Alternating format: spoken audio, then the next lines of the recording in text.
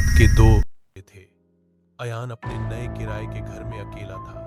पुराना मकान, दीवारों पर सीलन और हर रात शीशे के सामने से किसी के चलने की आवाज। उस रात जब अयान वॉशरूम गया, उसने शीशे में देखा पीछे कोई खड़ा था, काला साया, सिर झुका हुआ।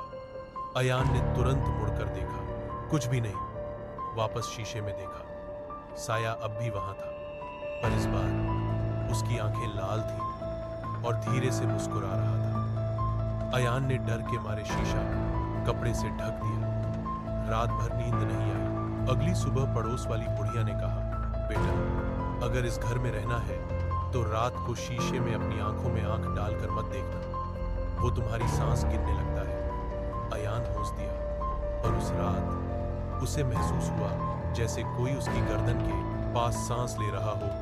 हल्का सा फुसफुसाहट। 3, 2, 1।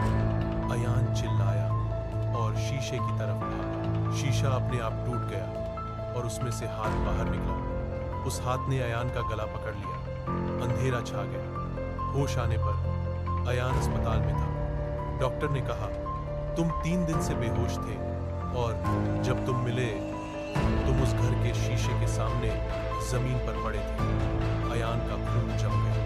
3 दिन, पर उसे तो सिर्फ एक रात याद थी। 1 हफ्ता बाद अयान घर छोड़कर जा रहा था। लास्ट बार शीशे के पास से गुजरा। शीशे में उसका रिफ्लेक्शन नहीं था, सिर्फ वो काला साया खड़ा था और पीछे लिखा हुआ था, अब तुम मेरी जगह हो।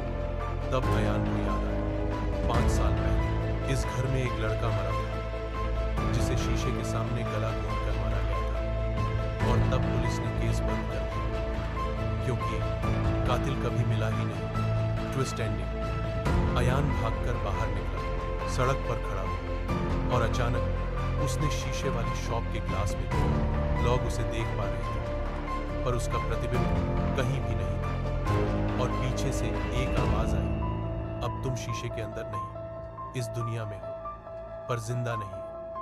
अयान चिल्लाया, और तब से जो भी उस घर में शिफ्ट होता है, उसे रात 2:13 बजे शीशे में कोई दिखाई देता है। और अगले हफ्ते मैं इंसान दुनिया में होता है, पर जिंदा नहीं होता।